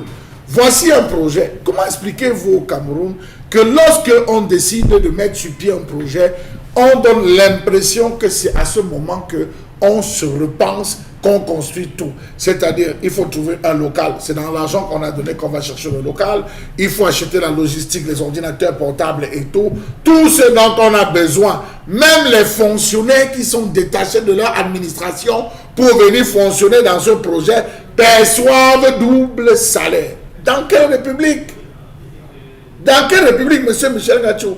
Ils sont détachés de leurs administrations respectives par rapport à ce projet, mais continuent de percevoir leur salaire. Lorsqu'ils sont intégrés dans ce projet, ils exigent avoir un autre salaire. Ce salaire qui est puisé dans les fonds mis à disposition pour la réalisation des projets. Dans ce projet, vous avez des gens qui touchaient 1 million le mois. 1 million le mois. Vous avez dans ce projet des gens qui sont allés acheter des véhicules 4x4 et pas de n'importe quel type de véhicule pour ce projet. Mais monsieur Michel Ngachou, le Minader manque-t-il de véhicules? Pour quelle productivité? Pour quelle productivité? Le Minader manque-t-il de véhicules? C'est le président Kagame qui, un matin, se lève et dit, il ne comprend pas pourquoi est-ce qu'on doit payer des véhicules aux gens pour qu'ils aillent au travail. Il a supprimé les véhicules, les fonctionnaires. Il a dit, le gouvernement n'achète plus. Il a rassemblé tous les véhicules. Il a le stade. à Kigali, il a vendu ça au plus offrant en disant, messieurs, vous allez trouver des moyens pour aller au travail. Ben, ils vont voler. Alors, vous avez 14 centres, structures d'incubation. Vous avez l'Institut supérieur de management du Mané Ngouba en Konsamba. Vous avez des gens qu'on a pris à Douala, des gens qu'on a pris à Yaoundé, qu'on a envoyés au centre d'incubation de Mané Ngouba. Vous abandonnez tout à Yaoundé, vous partez en Konsamba parce que vous devez former. Donc vous êtes logé, vous êtes nourri, vous êtes entretenu, vous devez percevoir 25 000 francs à la fin du mois, histoire de pouvoir survivre en attendant que vous sortiez et vous réussissiez à avoir un projet bancable. Déjà que pendant la formation, vous ne travaillez que sur votre projet. À la fin, on attend le projet pour pouvoir vous donner un financement qui ne devait pas dépasser 2 mois. C'est-à-dire, à l'immédiat, quand vous sortez, le projet est conçu, on vous finance pour la réalisation de votre projet, M. Michel Ngacho. Absolument. On a pris des gens à Douala qu'on a envoyés à Bingela. On a pris des gens qu'on a envoyés en Fou. On a envoyé à Bembe. On a envoyé à Kribi. On a envoyé à Dibombari. On a pris des gens qu'on a envoyés à Bombang. On a pris des gens qu'on a envoyés à Bassi. On mutait les gens comme ça. C'est-à-dire, on vous prend à Bombang, on vous envoie à Bassi. Donc, les gens se sont séparés. Il y avait des gens qui avaient un petit boulot. Il y a un tout petit boulot, peut-être le gars se débrouillait comme vendeur d'eau glacée, coiffeur. On lui dit, monsieur, ça va vous prendre le temps. L'important, c'est que vous ayez bac plus 2. On vous récupère, on vous envoie. Vous passez 2 ans, 1 année et demie, 2 ans pour certains. Au sortir, on vous dit merci. Voici le parchemin qu'on voulait vous remettre. Vous avez suivi avec brio la formation. Tenez, passez une bonne soirée, passez une bonne fin d'année. L'État vous remercie. Vous devenez quoi? C'est une vie brisée. Pendant ce temps, les responsables se la coulent douce. Pendant ce temps, tous les fonds mis à disposition sont gérés. Allez voir comment ça s'est passé au Sénégal. Allez voir comment ça s'est passé en Côte d'Ivoire. Allez voir comment ça s'est passé au Gabon. Allez voir comment ça s'est passé en Guinée équatoriale.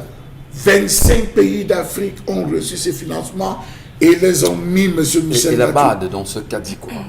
La BAD est obligée de résilier, d'arrêter. De procéder à la rupture, tout simplement.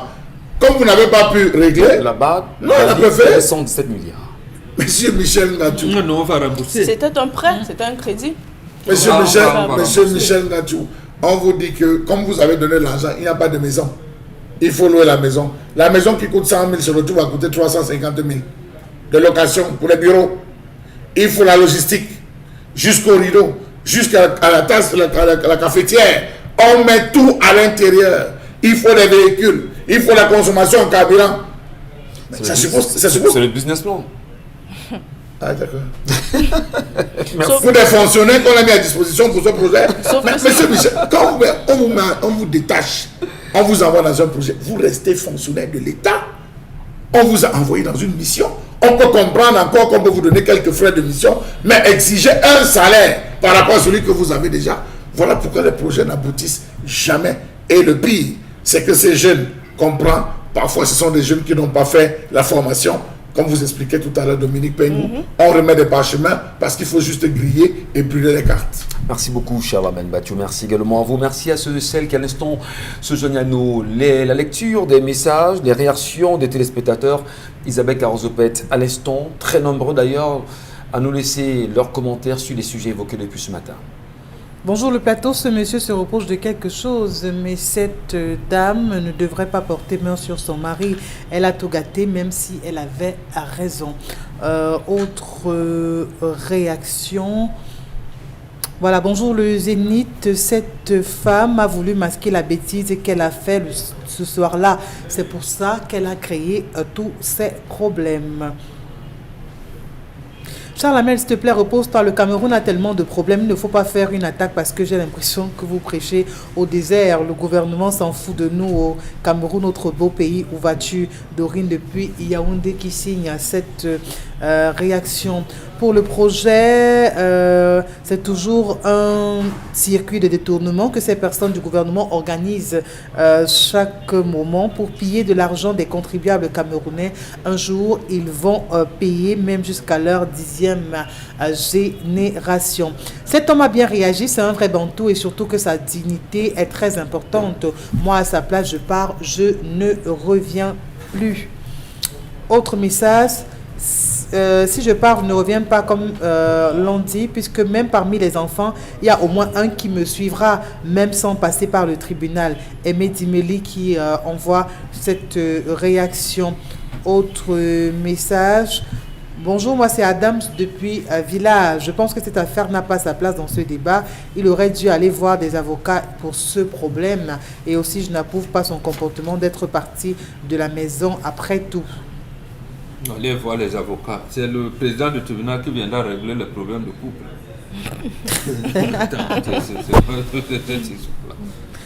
Bonjour la famille. Pour moi, lever la main sur le fils de quelqu'un, non, on va pas prôner la violence.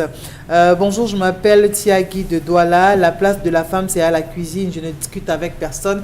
Qu'est-ce qu'elle a à faire au point de lever le ton quand monsieur parle et même lever la main? Autre message, si les frères du monsieur Jean étaient venus accompagner cette femme, il n'y aurait pas de problème. Bon vent à vous, Ferdinand Lando depuis Bouddha. Oui, ça aussi, c'est une très belle solution. Oui, mais puisque le frère voulait qu'il y ait un problème, c'est pour ça qu'il n'est donc pas venu l'accompagner.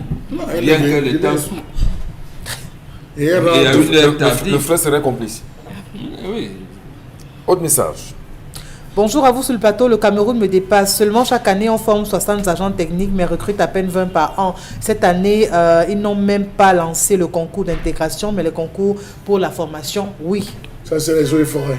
Ça, c'est pour les agents des eaux et forêts. Voilà. On lance pas le concours pour l'intégration, mais on demande de se former. Vous formez comment si vous n'êtes pas intégré? Si, ça, c'est pour les agents des eaux et forêts. Ils se plaignent depuis des années. Mais il y a également ceux qui, les enseignantes de l'école primaire. Oui.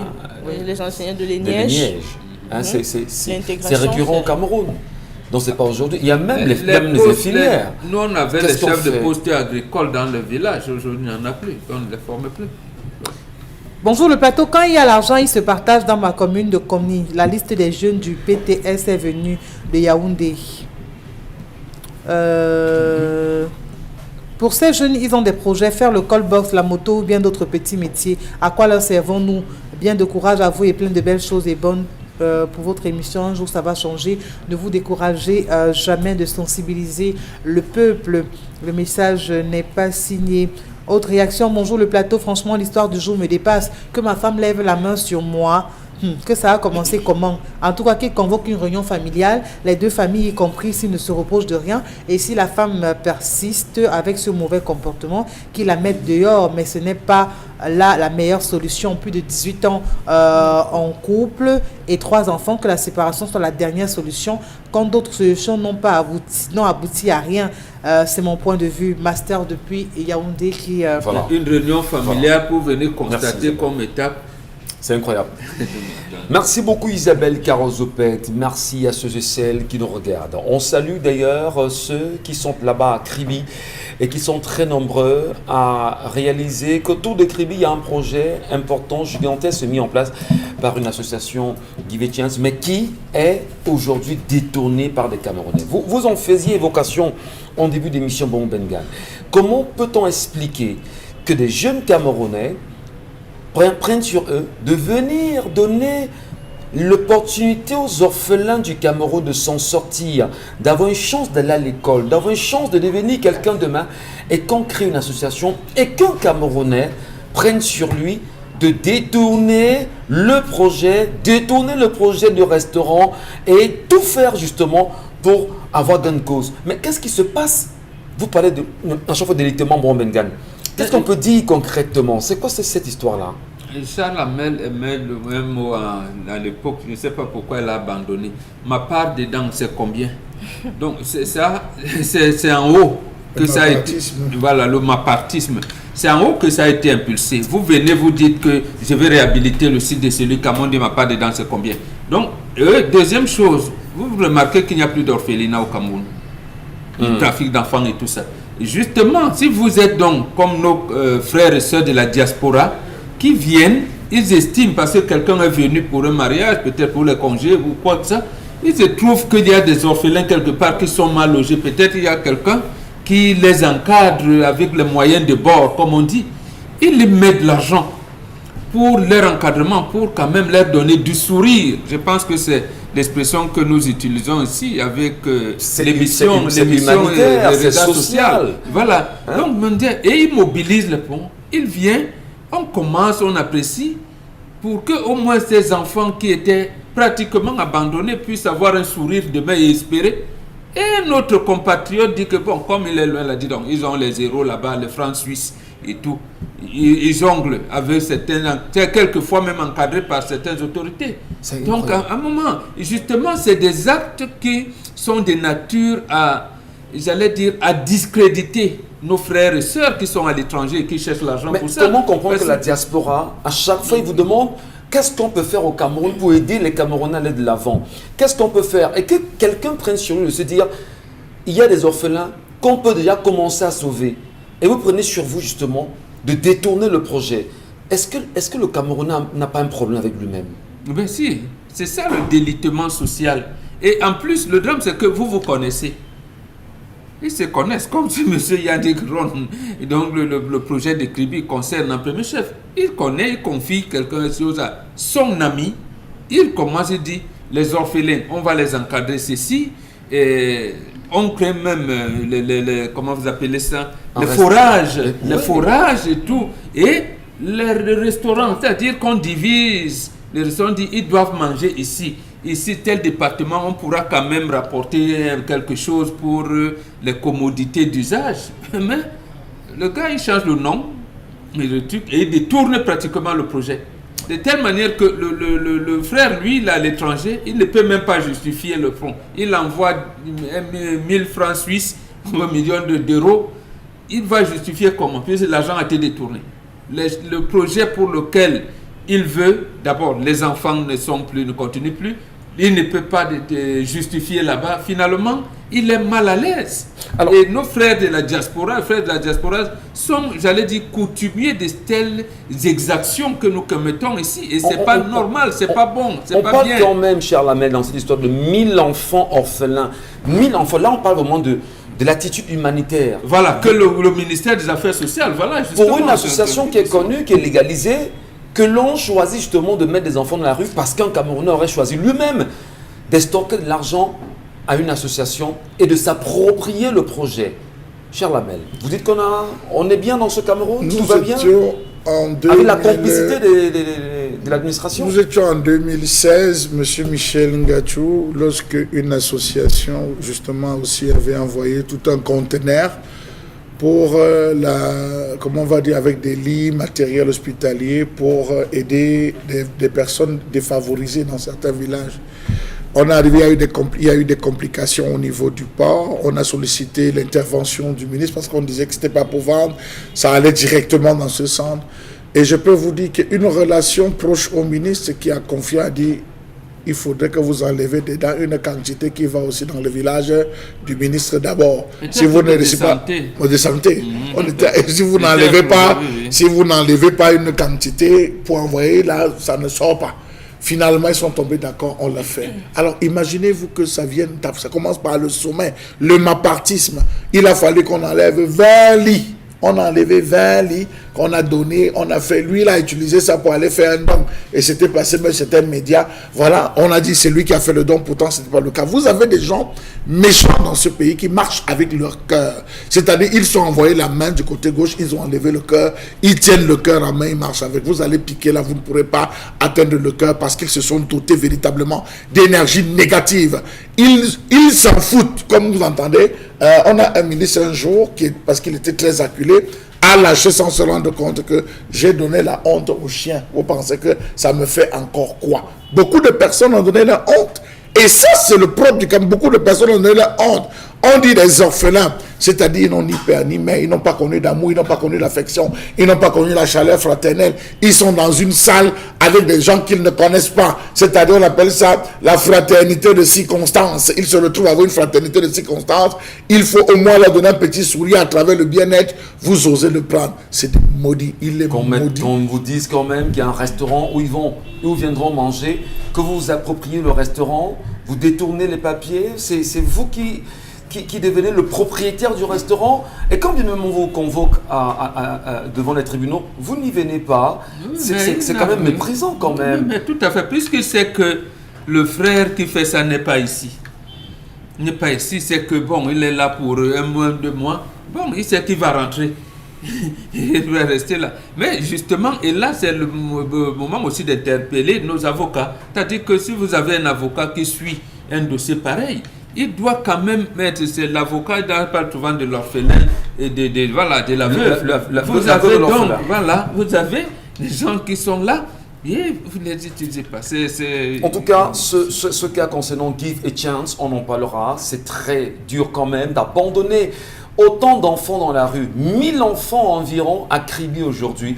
Il est important que nous soyons la voix de ces enfants afin qu'ils puissent retrouver leur sérénité. Nous saluons d'ailleurs en passant Yannick Hon qui est au Cameroun pour cette histoire et qui voudrait apporter au plus vite une solution à cela. Merci de rester sur Equinox Télévision, madame, monsieur. Marquons une petite pause et allons saluer, comme c'est le cas chaque matin, Consti Lamine.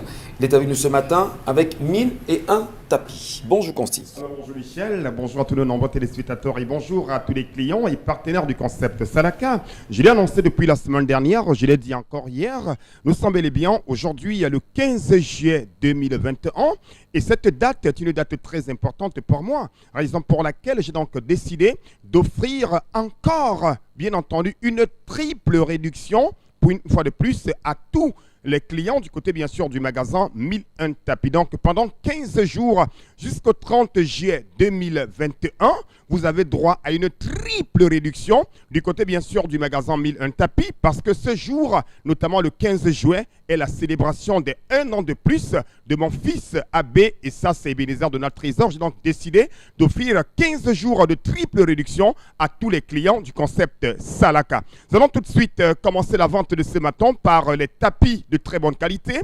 Vous les avez au magasin 1001 tapis. Regardez comment l'évolution des prix, elle se passe au magasin 1001 tapis et le prix que vous allez voir en rouge est le prix de la triple réduction. Tout d'abord, lisez bien ce message.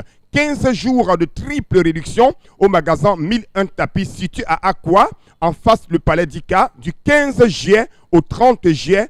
Bénéficier d'une triple réduction, ceci à l'occasion de la célébration des 1 an de plus de mon fils Abbé Ebenezer Donald Trésor. Alors ce matin, chers téléspectateurs, nous allons tout de suite commencer donc, bien entendu, par ce magnifique régulateur de tension numérique. Vous l'avez à 14 500 francs, un régulateur de tension numérique qui coûtait normalement 15 000 au prix de la double réduction, mais vous l'avez actuellement jusqu'au 30 juillet à 14 500 francs, un régulateur de tension numérique du côté bien sûr du magasin 1001 tapis. À côté bien sûr de ce régulateur de tension numérique, on parle également d'un fer à vapeur, un fer à vapeur de qualité. Il a été vendu à 9 500 francs. On a fait une double réduction à 7 000. La triple réduction est de 6 500 francs. Du côté, bien sûr, du magasin 1001 tapis. C'est en face du Palais d'Ika. Valable pour tous les clients, même ceux résidant hors de la ville de Douala. Un fer à vapeur à 6 500 francs. Le baffle musical rechargeable. Le prix de promotion est de 16 000. Le prix de la double réduction est de 13 000 francs. Le prix de la triple réduction est de 12 500 francs. Ce baffle musical qui prend la clé USB, ça le Bluetooth, ça la radio, on peut connecter un micro. C'est un baffle musical rechargeable. Il est transportable facilement. Il est mobile. On peut le déplacer facilement, que ce soit au salon, dans la chambre, dans son champ, même bien sûr du côté du village. On peut déplacer ce baffle musical qui est vendu à 12 500 francs du côté bien sûr du magasin 1001 tapis. Les ordinateurs de bureau, un ordinateur corps de Dio, un ordinateur complet. Vous l'avez à 43 000 francs. Un ordinateur complet avec garantie au magasin 1001 tapis à 43 000 jusqu'au 30 juillet 2021. Achetez un ordinateur complet corps de Dio à 43 000 francs avec garantie. Nous restons toujours dans la triple réduction. Le robot mixeur que vous aviez connu au prix de la double réduction à 17 000, vous l'avez actuellement à 16 500 francs. Un grand robot mixeur 2 bols avec un bol à eau et un bol à sec et un filtre pour tamiser les fruits. Vous l'avez à 16 500 francs du côté bien sûr du magasin 1001 tapis. C'est à Aqua, à Douala au Cameroun. Les rallonges de qualité avec 6 sorties, les rallonges d'origine, vous les avez à 5 000 francs. C'est les rallonges neuves dans leur emballage avec garantie d'un système de sécurité. Ces rallonges-là, vous les avez à 5 000 francs. N'achetez plus les rallonges qui vont faire paf. Non, ça c'est les rallonges de qualité à à 5 000 au magasin Milan Tapi. Les régulateurs de tension numérique, pourquoi nous insistons sur... Il est important de sécuriser les appareils. Il est important de protéger les appareils à 14 500 régulateurs de tension numérique. Les laptops Core de Dio, chers téléspectateurs, vous avez le choix entre la marque Dell, HP, Lenovo à 78 000 francs et bien sûr un grand fer à vapeur, vous l'avez à 12 000 francs. Pour dire tout simplement, ne demandez plus virgule, les fers à vapeur virgule, aux voisins, point virgule, parce que le concept Salaka vend les grands fers à vapeur à 12 000 francs avec garantie. Nous restons toujours au magasin Milan Tapi, un grand robot mixeur 2 balles. Le bol à eau à 6 lames, le bol à sec à 4 lames, vous l'avez à 21 500 francs. Du côté bien sûr du magasin Milan Tapi, encore les baffles musicaux, un baffle musical à 12 500 francs, chers téléspectateurs, pour animer, pour danser à la maison, un baffle musical à 12 500 au magasin Milan Tapi. On parle également de plus en plus des fers à vapeur à 6 500 francs. Le stock, il est très très limité, chers téléspectateurs. Des fers à vapeur de qualité, voilà, 6500. On parle également d'un très grand woofer. Ceux qui ont besoin des woofers avec 3 baffles, vous l'avez à 34 000 francs. Ce woofer de qualité avec télécommande, radio à 34 000 ce woofer. Les détendeurs intelligents IGT avec 5 ans de garantie d'origine danoise, vous les avez à 11 000. C'est la triple réduction. Une imprimante 3 en 1. Elle scanne, elle photocopie, elle imprime, vous l'avez à 52 000 francs. Ça se passe au magasin Milan Tapi, en face le palais d'Ika. C'est à Douala, au Cameroun. Merci beaucoup.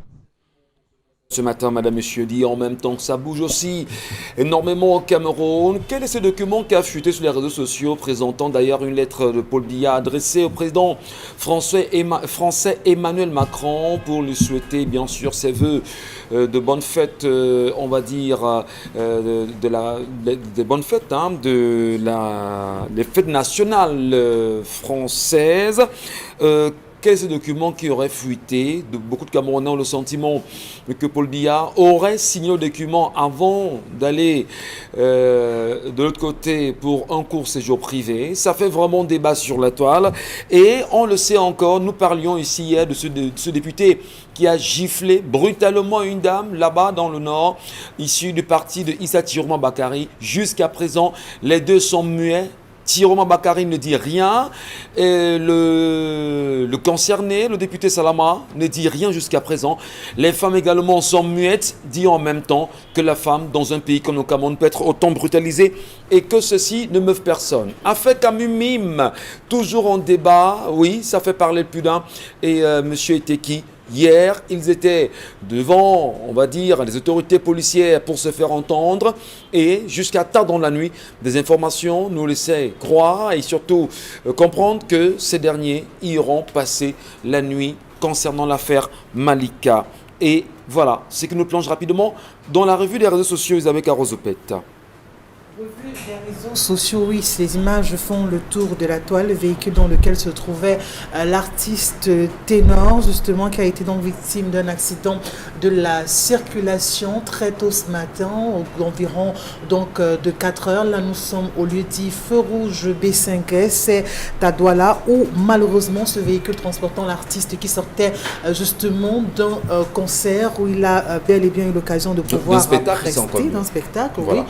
Où il sortait justement passer de ce côté, mais malheureusement arrivé à ce lieu, le véhicule justement a heurté ce poteau qu'on peut bel et bien voir à l'image. Au bilan, on parle d'un décès. Voilà, la fille qui était dans ce véhicule serait décédée, elle qui se prénommerait Erika. Voilà, et l'artiste ténor qui est actuellement sous soins intensifs. D'aucuns parlent de ce qui serait actuellement en train de se faire opérer. Rien ne filtre jusqu'ici sur l'état de santé de l'artiste actuellement, mais dans tous les cas, il est bel et bien vivant, ça il faut le dire, mais le choc est tellement grave, rien qu'à voir l'état du véhicule, on peut comprendre la gravité du personnes qui ont pu tout au moins sortir de ce véhicule. Sur la toile, des messages de réconfort à l'endroit de cet artiste ne cessent de fuser de toutes parts. On a vu Lady Ponce, on a vu tellement d'autres, Nabila, on a vu tellement d'autres artistes et bien d'autres personnalités adresser des messages de soutien et de réconfort à l'endroit de cet artiste qu'on souhaite vivement voir rétabli le plus tôt possible. Voilà.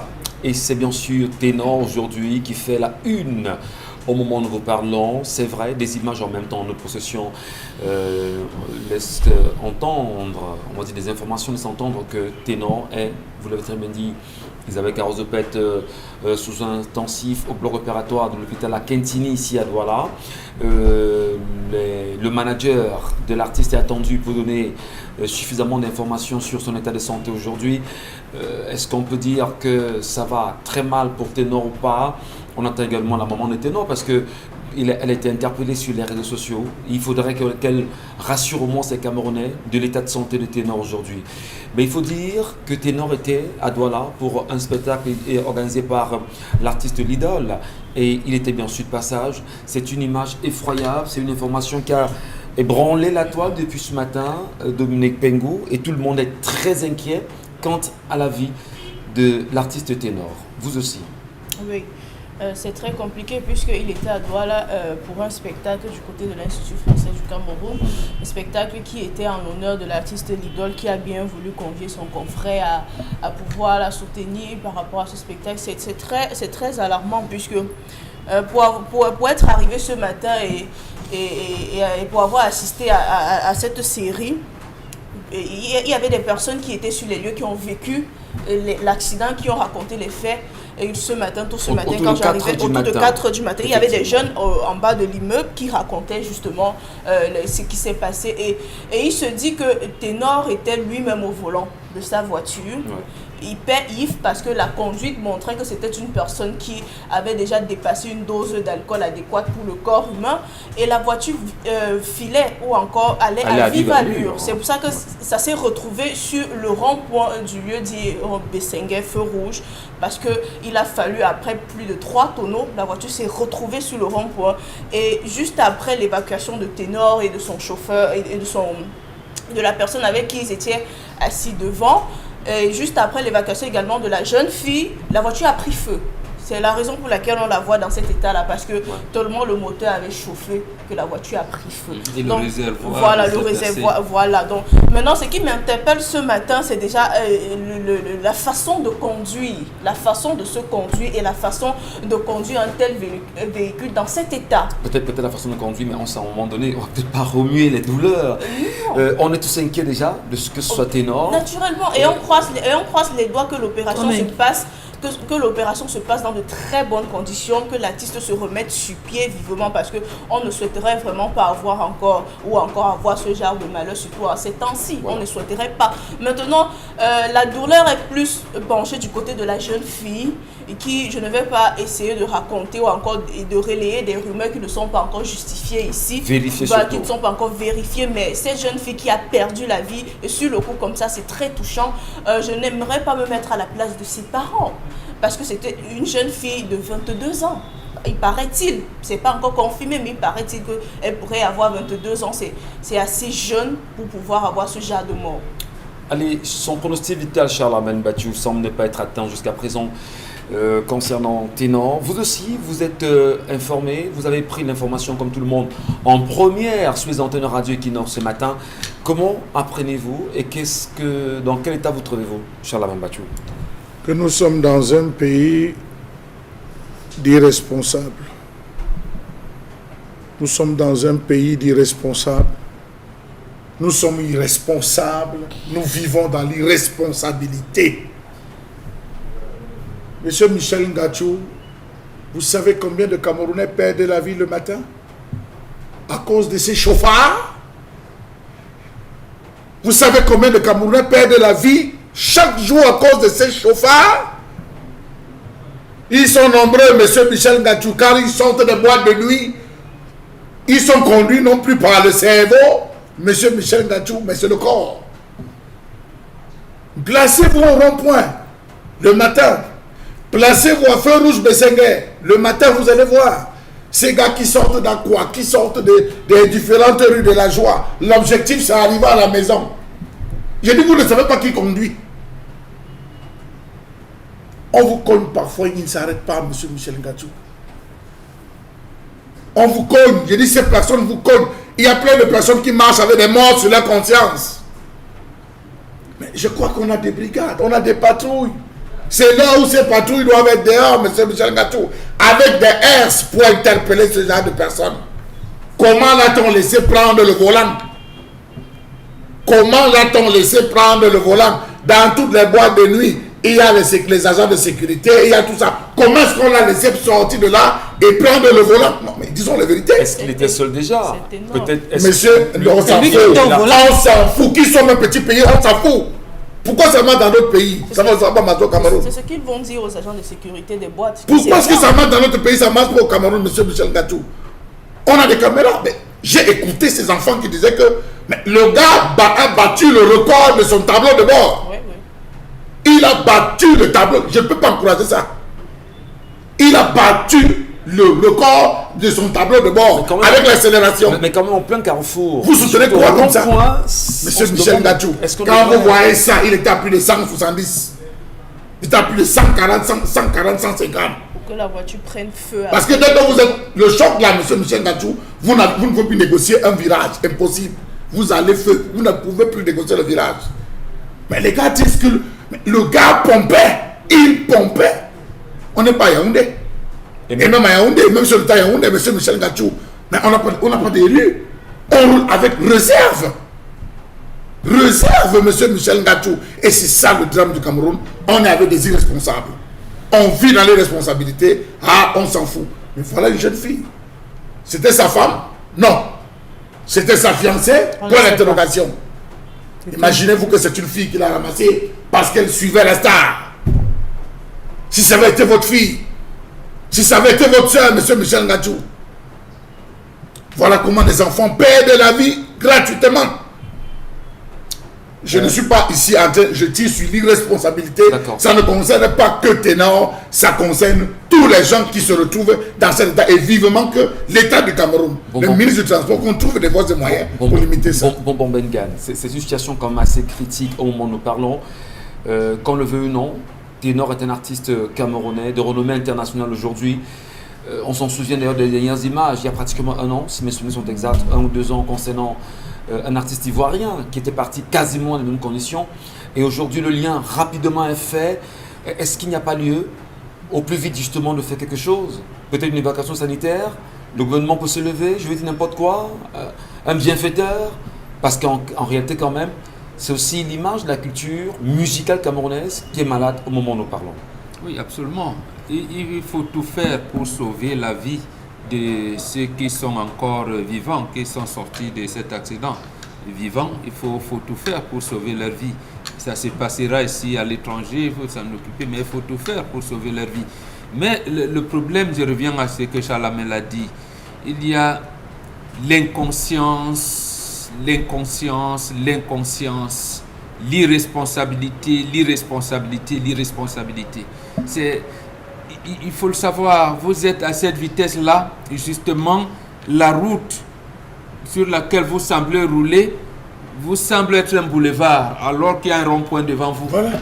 Donc, en réalité, c'est ça. On est dans le nuage de l'alcool.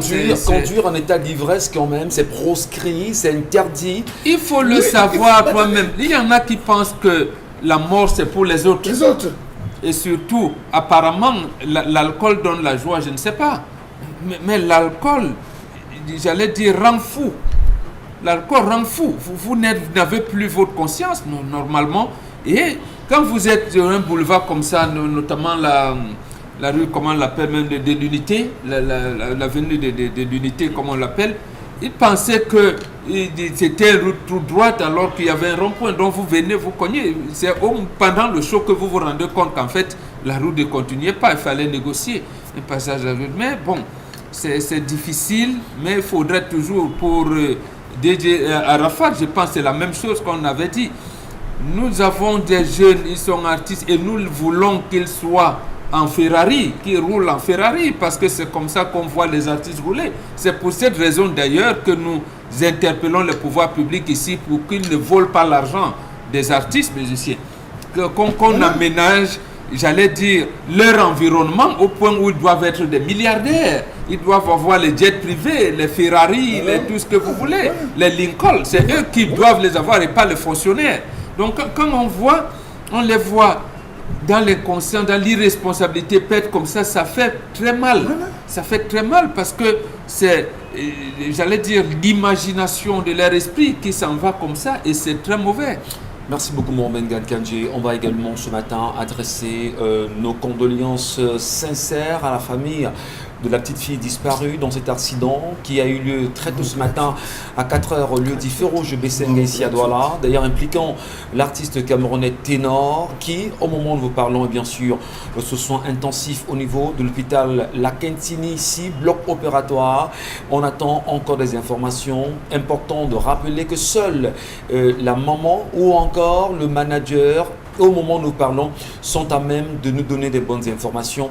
Et on évite justement d'ameuter le Cameroun et de rester vigilant, mais surtout inviter les Camerounais de partout dans le monde à rester en prière afin que Ténor nous revienne, on va dire, en bonne santé. Oui, mais que les policiers, il y a les groupes ESIR, qu'ils détiennent les clés. On arrache les clés dans le stand-bar. Dans le stand-bar, le bois de l'eau, on arrache. Même si vous êtes sénateur, on vous prend vos clés, vous ne conduisez pas. Qu'est-ce qu'on fait? Vous voulez vous rebeller, on appelle la police. On appelle la police, monsieur. Apparemment, moi je ne suis jamais allé dans une boîte de nuit. Apparemment, c'est le groupe qui sont là. Vous avez des gens qui arrivent en boîte de nuit. En l'espace de 2 heures, ils vous descendent 4 bouteilles de whisky. Quand vous voulez parler, vous dites que c'est quand j'ai même vu que je suis bon au volant. Mais vous parlez de quoi, monsieur Michel Gatou? Et les vigiles, et vous voyez il y a les équipes, vous connaissez les violences au Cameroun. L'équipe spéciale d'intervention rapide de la police qui ont dans les nuits. Les détenteurs de boîtes de nuit doivent avoir les numéros et les appeler. Vous connaissez la fameuse expression, vous savez qui je suis? Non, Michel, ce qu'il faut dire, c'est que même si vous êtes le bilan est tellement lourd. Parce que bien qu'ils sortent de ce bloc opératoire, qu'ils soient en vie, comment effacer sur sa conscience la mort de quelqu'un? C'est-à-dire que toute votre vie, vous ne pourrez plus jamais retrouver le sourire. Excusez-moi de le dire. Parce que vous aurez cette mort sur la conscience d'une jeune fille qui est décédée entre vos mains. Parce que vous n'avez pas eu cette maladie, vous avez eu la maladresse de rouler à vive allure. Et pire encore, ce bilan aurait été lourd si on l'avait été à une certaine heure. Là, on parle de ce que, voilà, ce n'est que les occupants du véhicule qui ont pu être victimes de cet accident. Mais imaginez, vous connaissez, vous et moi, le lieu du feu rouge Bessengue, on sait très bien comment ça afflue de monde à une certaine heure. Voilà. Donc vous imaginez que cet accident... Non, Michel Gatou, si on avait été à 6h ou à 5h du matin, ce bilan aurait été tellement catastrophique. C'est parce que là on est à 4h et que vraiment il n'y a plus tellement de flux à ce niveau. C'est pour ça qu'on se retrouve avec des personnes du véhicule qui soient concernées. Maintenant, quand des gens estiment de prendre des chauffeurs, c'est pas à dessein qu'on a un chauffeur, Michel Gatou. C'est pas à dessein qu'on a un chauffeur. Quand on décide d'aller à un spectacle, d'aller en boîte de nuit, d'aller s'amuser, on a un chauffeur parce que le rôle du chauffeur, c'est de pouvoir ne pas boire quand les autres boivent. Oui, parce que lui, il a l'obligation de vous ramener chez vous comme il se doit. Donc, si vous êtes dans l'incapacité, votre chauffeur a la mission de vous ramener dans de meilleures conditions. Vous qui êtes artiste, parce qu'un artiste, ça, il faut le dire, un artiste éduque. Un artiste, c'est un modèle. Un artiste, c'est celui-là qui éveille les consciences. Donc, quand vous vous permettez de rouler à cette allure-là, c'est pour que les autres fassent quoi? Et moi, je m'interroge sur la moralité de ces personnes qui étaient à bord de ce véhicule. Parce que si moi, je prends un véhicule, Michel Gatou, vous roulez à tombeau ouvert, je descends tout de suite. Donc, les personnes qui étaient à l'intérieur l'ont encouragé dans cet acte. Et je crois que c'est des choses qu'il faut condamner. Michel Gatou, nous étions en 2018. Parce que c'est important de donner les dates. Oui. Cette fois-là, c'est au niveau du rond-point. Vous avez des jeunes qui étaient allés boire à Deido, la rue de la Joie de Deido. Des gars sortaient d'Allemagne. On connaît bien, ils sortaient d'Allemagne, c'était 4 enfants d'une même famille. Ils ont pris leur ami coiffeur, avec qui ils sont allés boire. Le matin, ils disent que, gars, on va prendre le bouillon à Aqua. Il y avait un endroit là vers le collège King Aqua. Ils voulaient aller prendre, sans publicité, le bouillon. Ils sont sortis par Saké, monsieur Michel Gatou. La façon avec laquelle les gars ont appuyé, ils ont frappé sur le rond-point avec tonneau, de la même manière, c'est de la même manière. Tonneau, ils n'ont pas survécu. Ils n'ont pas survécu là. Les 5. Les parents sont sortis, c'était le 2. On a dit qu'ils ont descendu à du snack bar. Il y avait un snack bar qui chauffait là-bas. Ils ont descendu 7 bouteilles de whisky. Comment moi je vous vends 7 bouteilles de whisky, monsieur Michel Gatou? On doit même arrêter le snack là où il était. Merci. Pour l'endroit où il allait boire. Non, on doit les arrêter. Vous vendez, vous fermez, ne sortez pas. Ils ne sortent pas, monsieur Gatou. Absolument. Je vous vends 7 d'abord. Absolument. Est-ce que humainement vous pouvez boire 7 bouteilles de whisky? C'est Et je vous laisse rentrer chez vous? C'est incroyable. On va justement. On est responsable dans ce Non, sens. vous Ça fermez, fait, ne ça sortez fait pas. très peur en même temps, mais le regard reste porté bien sûr auprès de ceux qui, au moment où nous parlons, sont sous soins intensifs, notamment lui, l'artiste ténor. Le vœu, c'est qu'il ressorte justement de ce choc-là, absolument. Et on va peut-être faire la petite virgule en rappelant qu'en Europe, pour ceux qui sont déjà allés, il y a des endroits où vous arrivez, on ne vous vend pas plus de 2 bières. Quand vous voulez boire une 3e bière, on appelle la police. Oui. Et on vous dit, vraiment, on a quelqu'un ici qui veut se suicider. Voilà. Mais au Cameroun, on sait justement la libéralisation qu'il y a dans le secteur. Mais de la c'est les consommation cuvettes. abusive. C'est les cuvettes. J'ai appris D'accord. que c'est les cuvettes. Ça ne dérange On pas. a c'est- les cuvettes. Donc, pour avoir une place Vraiment. assise, c'est Voilà, la on dit cuvette le- des 10. Vraiment, il faut qu'on fasse quelque chose. Charles Amel a demandé qu'on essaie au moins d'enquêter même sur le snack bar, Snack bar, ou oui. les snack bars dans lesquels Oui. sont arrêtés Oui. avant d'arriver à ce niveau. Oui. Parce qu'il faut savoir qu'est-ce qu'il a bu, Oui. qui sont ceux avec qui il a bu et pourquoi l'a-t-on laissé boire autant Tant. avant de prendre le volant. Merci à vous. Allez, Constil Ami nous retrouve pour la seconde section de des ventes avec Von Bio. Bien entendu avec le Von Bio Oméga 3 qui se présente de plus en plus comme un complément alimentaire de très bonne qualité, comme un complément alimentaire qui vous permet de garder la bonne humeur. Avant donc d'entrer en profondeur dans cette communication commerciale qui marque la 2e vente du concept Salaka dans cette émission, je tiens d'abord à attirer l'attention de tous les téléspectateurs. Chacun de nous a le droit de vivre, chacun de nous a le droit bien sûr de s'épanouir, mais il faudrait être conscient, prudent et prévoyant. C'est très important parce que la vie nous demande d'être conscient. Quand on n'est pas conscient, on est victime du négatif. Bien entendu, donc, raison pour laquelle j'attire, en tant qu'un communicateur commercial, j'attire l'attention de tous les clients du concept Salaka. Je leur recommande d'être conscients, prudents et prévoyants.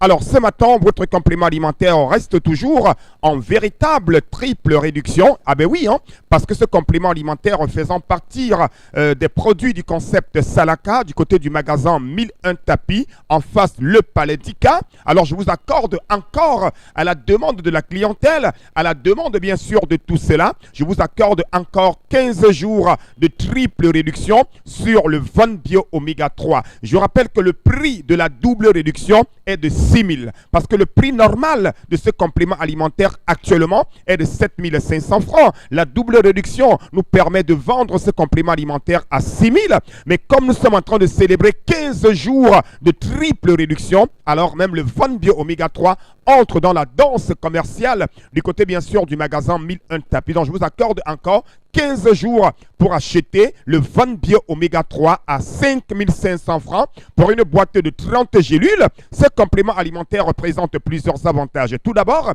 il permet de réduire les complications du diabète. Le Von Bio Oméga 3 permet d'assouplir nos articulations. Le Von Bio Oméga 3 permet de stabiliser la tension. Ceux qui ont des problèmes de tension, de rhumatisme, de fourmillement, alors je vous recommande de consommer régulièrement le Von Bio Oméga 3 qui est vendu actuellement, comme le prix s'affiche à l'écran, à 5 500 francs pour une boîte de 30 gélules. Je rappelle que ce prix est valable encore jusqu'au 30 juillet 2021. Vous me regardez hors de Douala, hors du Cameroun, c'est l'occasion plus que jamais d'appeler le concept Salaka ou alors de vous rendre du côté du magasin 1001 tapis, dont je rappelle la situation, c'est à Douala, en plein cœur d'Aqua, en face du palais d'Ika. Nous sommes ouverts de lundi à samedi, de 9h à 18h. Et dans ce magasin, vous avez également, bien entendu, ce lait de toilette pour diabétiques, Von Bio Lotion. Votre peau, elle est délicate, votre peau, elle est fragile. Voici un lait de toilette qui permet de nourrir la peau des diabétiques, de protéger la peau des diabétiques, d'embellir la peau des diabétiques. Il coûte normalement en double réduction 6 000 francs, mais comme nous célébrons la triple réduction, vous avez ce lait de toilette à 5 500 francs jusqu'au 30 juillet 2021. Offre valable au magasin 1001 tapis pour tous les clients qui nous regardent en ce moment. Alors parlons donc des modalités de livraison. Ceux qui ont besoin de commander un article au magasin 1001 tapis, que ce soit l'électroménager, que ce soit l'informatique, que ce soit les compléments alimentaires, vous êtes hors de la ville de Douala, pas besoin de vous déplacer. Venez tout simplement, rapprochez-vous du concept Salaka, appelez nos numéros de téléphone. On a des représentants à Yaoundé, à Bafoussam et dans certains pays africains, notamment en Côte d'Ivoire et au Sénégal. Nous sommes représentés déjà en Côte d'Ivoire et au Sénégal pour ceux qui ont besoin de commander au concept Salaka.